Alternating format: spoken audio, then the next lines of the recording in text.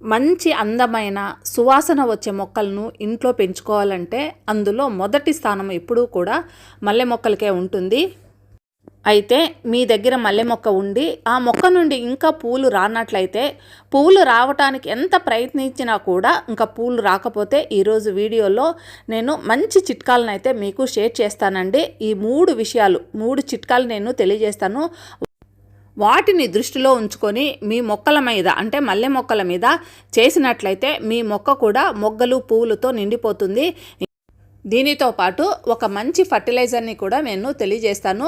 ఈ ఫర్టిలైజర్ని మీరు కంటైనర్లో ఉన్న మొక్కలకైనా లేదా నేల మీద ఉన్న మొక్కలకైనా ఇచ్చినట్లయితే, ఈ సీజన్లో ఇచ్చినట్లయితే చాలా బాగా మొక్కలకి పూలు వస్తాయి. నేను గార్డెన్లో కంటైనర్స్లో పెంచుకుంటున్న మొక్కలండి. నా ప్లాంట్స్ అన్నీ కూడా కంటైనర్లో ఉన్నవే. వీటికి ఎంత చక్కగా మొక్కలు వచ్చాయి చూడండి. ఇది 100 రూపీస్ టబ్లో పెట్టుకున్నవి. ఇవన్నీ కూడా చిన్న చిన్న కంటైనర్లో పెట్టుకున్నవి. వరుసగా పెట్టుకున్నాను అన్ని చిన్న కంటైనర్స్లో. అన్ని రకరకాల వెరైటీస్ అండి. ఒక్కొక్క కంటైనర్లో ఉన్నది ఒక్కొక్క వెరైటీ అనమాట. ఎంత చక్కగా ఫ్లవరింగ్ వచ్చాయో చూడండి. నమస్తే, నేను Lakshmi. Welcome to my gardening channel తోటమాలి. ఈరోజు మన వీడియో మల్లె మొక్క, జాస్మిన్ ప్లాంటు. మల్లె మొక్కల గురించి చాలామందికి ఎంత విషయాలు తెలుసో అంత తెలియని కూడా విషయాలు ఉంటాయండి. ఈ మల్లె మొక్కలు అనేది ఎప్పుడు కూడా సమ్మర్లో వచ్చే మొక్కలు, అంటే సమ్మర్లో ఫ్లవరింగ్ వచ్చే మొక్కలు. మనకి సమ్మర్ వస్తుంది అనగానే మనము వీటిని ప్రూనింగ్ చేసుకోవటం అనేది మొదలు పెడతారు. చాలామంది డిసెంబర్లో చేస్తారు, జనవరిలో చేస్తారు, ఫిబ్రవరిలో చేస్తారు. ఇవి మిస్ అయినా మార్చిలో కూడా ప్రూనింగ్ చేసుకోవచ్చు. అంటే ఇప్పుడు హార్డ్ ప్రూనింగ్ చేయకూడదండి. మార్చికి వచ్చేసరికి హార్డ్ ప్రూనింగ్ చేయకుండా పైన ఒక చిన్న చిన్న చివర్లో ఉన్న కొమ్మలను మాత్రమే కట్ చేసుకొని ఆకులన్నీ పూర్తిగా తీసేసుకుంటే ఇంకా దాన్ని సాఫ్ట్ ప్రూనింగ్ అంటారు. అదే మనము డిసెంబర్ కానీ జనవరి ఫిబ్రవరిలో కానీ హార్డ్ ప్రూనింగ్ చేసుకోవచ్చు.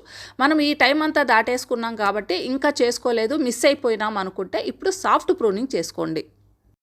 మల్లె మొక్కలకి ప్రూనింగ్ ఎందుకు చేసుకోవాలంటే, ఈ పూలు ఎప్పుడు కూడా కొత్తగా వచ్చే కొమ్మలు ఉంటాయి కదా, వాటికి మాత్రమే వస్తాయండి. ఓల్డ్ అయిపోయినవి, పాతవి వాటికైతే రావు. అందుకని మొత్తం ఆకులన్నీ తీసేస్తే కొత్త చిగుర్లన్నీ వచ్చి కొత్త కొమ్మలు వస్తాయి, చిగుర్లు వస్తాయి, వాటి చివరన పువ్వులు వస్తాయి. సో కంపల్సరీ కూడా మనము ప్రూనింగ్ అయితే ఈ మొక్కలకు చేసుకోవాలి. ప్రూనింగ్ చేసుకున్న తర్వాత ఏ మొక్కలకైనా సరే మంచి ఫర్టిలైజర్ని ఇవ్వాలండి. సో ఈ మొక్క కూడా ఫర్టిలైజర్ని బాగా ఇష్టపడుతుంది. పైగా మనము లాస్ట్ ఇయర్ ఎప్పుడో సమ్మర్లో ఇచ్చి ఉంటాం కదా, అప్పటి నుంచి ఇప్పటి వరకు మనము ఈ మొక్కల్ని నెగ్లెక్ట్ చేసి ఉంటాం. అంటే ఫర్టిలైజర్స్ ఇవ్వటము అవన్నీ కూడా చేసి ఉండము. సో మనము కంపల్సరీ మంచి ఫ్లవరింగ్ రావాలంటే మాత్రం మనం ఫర్టిలైజర్ ఇవ్వాలి. ఇంకా ఈ మొక్కకు బాగా ఎండ తగిలే ప్రదేశంలోనే మీరు ఉంచండి. అసలే ఈ పువ్వులు ఎప్పుడూ కూడా ఎండ బాగా ఉన్న టైంలోనే వస్తాయి. ఇవి సన్నును బాగా ఇష్టపడతాయి. సో మంచి ఎండ వస్తుంది, మొక్కలు ఎండిపోతాయి, పువ్వులు వాడిపోతాయి అనుకోకండి. ఇవి ఎండను ఇష్టపడే మొక్కలు. అందువలన బాగా ఎండ తగిలే ప్రదేశంలోనే ఈ మొక్కను ఉంచండి. ఇంకా ఎండాకాలం వచ్చింది కదా, వాటర్ అయితే కంపల్సరీ ఇవ్వండి. ఇంకా ఎండలు ముదిరే కొద్ది రోజుకు 2 సార్లు ఇవ్వాలి. ఇప్పుడు మార్చి నెలలో ఉన్నాం కాబట్టి ఇప్పుడు ఈ సీజన్లో ఒక్కసారి ఇస్తే సరిపోతుంది. ఏప్రిల్, మే ఈ 2 నెలల్లో మాత్రం 2 పూట్ల, పొద్దున సాయంత్రం 2 పూట్ల ఈ మొక్కకు వాటర్ ఇవ్వండి.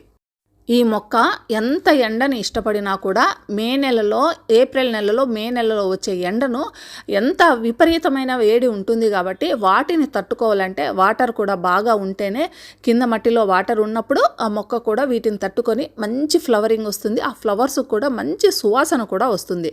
సో కంపల్సరీ వీటికి వాటర్ ఇవ్వాలి. ఇప్పుడు ఇక మల్లెపూలు మొక్కల్లో తక్కువగా రావటానికి గల కారణాలను మీకు తెలియజేస్తాను.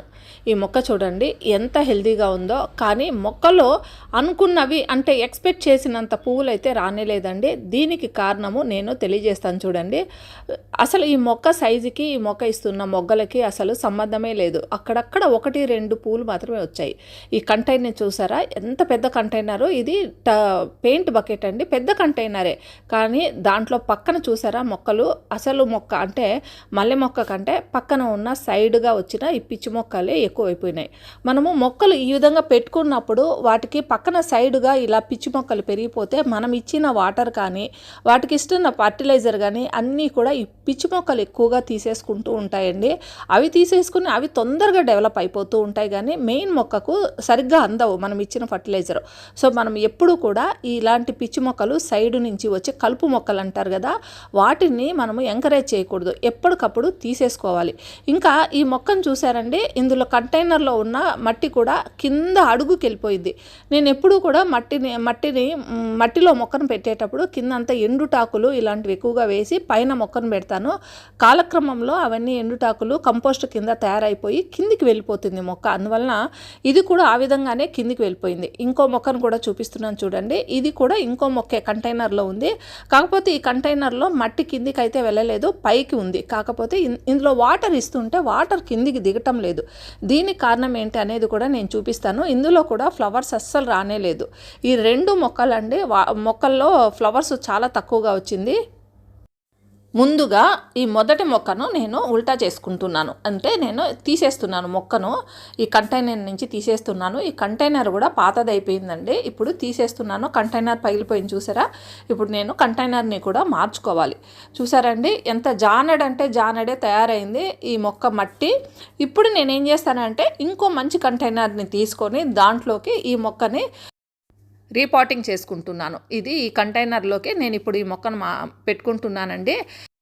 ముందుగా డ్రైనేజ్ సరిగ్గా ఉందా లేదా చెక్ చేసుకొని కొద్దిపాటి మట్టిని అందులో వేసి వీటినన్నింటి కూడా ఆ మట్టిలో వేస్తున్నాను. ఇందులో మొదటగా నేను తీసుకున్నది ఏంటంటే కంపోస్టు లేదా ఆవు పేడ. నా దగ్గర ఆవు పేడ ఉంది, ఆవు పేడ వేసుకుంటున్నాను. ఈ ఆవు పేడ కూడా దాదాపు 1 year పాతది, అంత పాత ఆవు పేడ అయితే తీసుకోవాలి.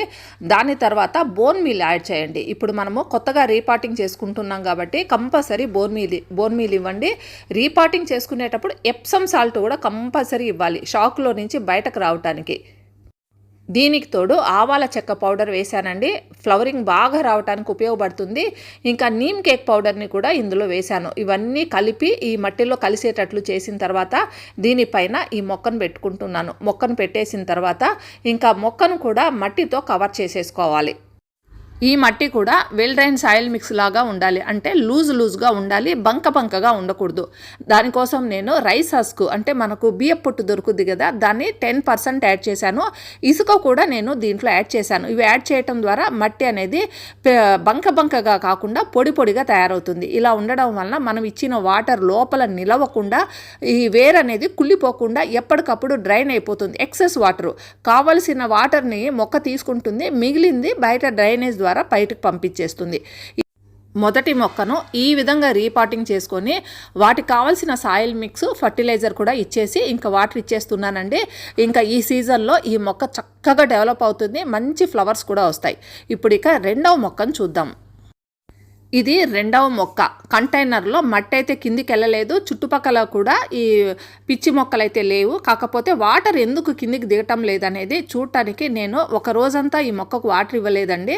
ఎందుకంటే వేరును బయటకు తీయాలంటే ఈజీగా రావడానికి 1 day దీనికి వాటర్ ఇవ్వకుండా ఈ విధంగా మనము పైనుంచి ఇలా కొడితే చక్కగా వేరు అనేది అతుక్కోకుండా, ఈ కంటైనర్కి అతుక్కోకుండా ఈజీగా వచ్చేస్తుంది.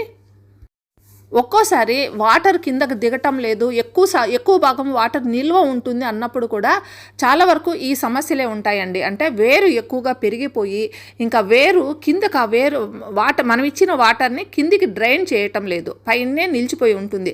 ఆ విధంగా ఉంటే కూడా మొక్కకు డ్యామేజ్ అయితే అవుతుంది. ఈ మొక్కను మీరు చూశారు కదా, వేరు వ్యవస్థ విపరీతంగా పెరిగిపోయి కంటైనర్ని మొత్తం ఆక్యుపై చేసేసింది.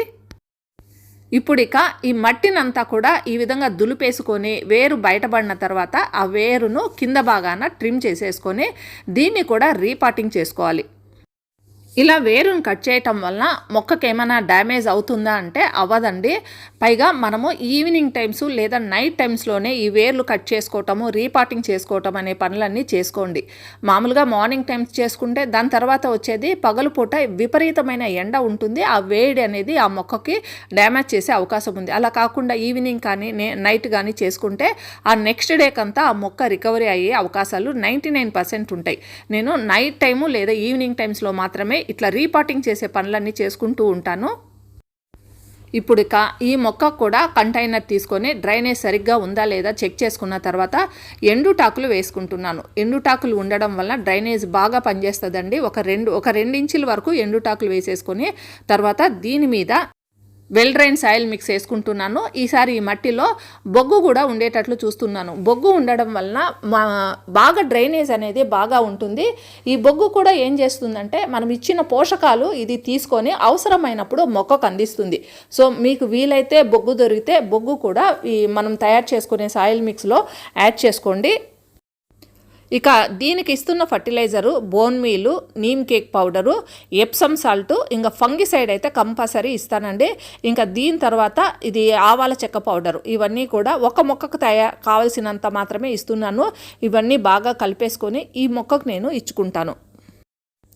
నేను తయారు చేసుకున్న ఈ ఫర్టిలైజర్ని ఈ మట్టిలో కలిపేసి మట్టిలో బాగా కలిసేటట్లు చేసుకున్న తర్వాత ఇప్పుడు నేను ట్రిమ్ చేసుకున్నాను కదా మా వేరును, ఆ మొక్కని ఇందులో పెట్టేస్తాను. వేరును ఆ మట్టిలో పెట్టేటప్పుడు ఇంకొక ఫర్టిలైజర్ని కూడా నేను యాడ్ చేస్తున్నానండి. అది వామ్ పౌడర్ అండి. ఇది చాలా బాగా పనిచేస్తుంది. ఏదైనా మనము వేరును కట్ చేసి మొక్కను నాటుకునేటప్పుడు ఈ వామ్ పౌడర్ని అందులో కలిపి ఆ మొక్కను దాని మీద పెట్టినట్లయితే ఫంగస్ కానీ అటాక్ అవటము, కట్ చేసాం కదా అక్కడి నుంచి ఏదైనా ఫంగస్ అటాక్ అవటము లేదా వేరుకి ఏదైనా డ్యామేజ్ అవటము అలాంటివన్నీ కూడా ఇది అడ్డుకుంటుంది. అందువలన మట్టిని మనం రీపాటింగ్ అంటే మొక్కను రీపాటింగ్ చేసుకున్న ప్రతిసారి ఇలా వామ్ పౌడర్ని ఆ మట్టిలో కలిపితే మొక్కకు చాలా మంచి రిజల్ట్ అయితే ఉంటుంది. ఇంకా నేను ఇది వరకు ఇంతకు ముందు మొక్కకు కూడా నేను పెట్టి ఉండాలి, కాకపోతే అప్పుడు మర్చిపోయాను. నా దగ్గర ఉన్నా కూడా వాటిని మర్చిపోయాను. ఇప్పుడు ఈ మొక్కకైతే నేను కలుపుతున్నాను. ఇక చుట్టూ మట్టినంతా కవర్ చేసేసుకొని ఇంకా మట్టికి వాటర్ ఇచ్చేస్తున్నానండి. ఈవినింగ్ టైమ్స్ లేదా నైట్ టైమ్స్ మాత్రమే ఈ రకమైన పనులన్నీ చేసుకోండి. రీపాటింగ్ చేసుకోవాలన్నా లేదా వేరు వ్యవస్థ బాగా పెరిగిపోయి వాటిని ట్రిమ్ చేసుకోవాలన్నా ఈవినింగ్ టైమ్సే బెస్ట్. ఒక వారం రోజుల పాటు నీడలోనే ఉంచేసేయండి ఇలా ట్రిమ్ చేసినప్పుడు. తర్వాత మెల్లగా బయటకు తీసుకురండి. నేను ఈరోజు చూపించిన వీడియోలో మీకు అంటే నాకు అర్థమైంది ఏంటంటే 4-5 మొక్కలన్నీ చక్కగా ఫ్లవర్స్ వస్తున్నాయి, 1-2 మొక్కలు ఫ్లవర్స్ రావటం లేదు. ఎందుకు ఏంటి అనేది చెక్ చేయటం ద్వారా ఇవన్నీ కూడా సమస్యలు బయటపడినాయి. ఈ వీడియోలో చూపించిన విధంగా మీ ఇంట్లో కూడా ఏదైనా మొక్క సరిగ్గా పువ్వులు పోయటం లేదంటే వాటికి ఈ రకమైన కారణాలు ఏవైనా ఉన్నాయేమో ఒకసారి చెక్ చేసుకొని మీరు ఈ రకంగా పరిష్కరించుకుంటే మళ్ళీ మొక్క అనేది చక్కగా పెరిగి మంచి ఫ్లవర్స్ వస్తాయి. ఈ వీడియో మీకు అందరికీ ఉపయోగపడుతుందని నేను ఆశిస్తున్నాను. నచ్చితే ఒక లైక్, కామెంటు, షేర్ చేయటం మర్చిపోవద్దు. మళ్ళీ మరో మంచి వీడియోతో మీ ముందుకు వస్తాను. అంతవరకు హ్యాపీ గార్డెనింగ్. Bye bye.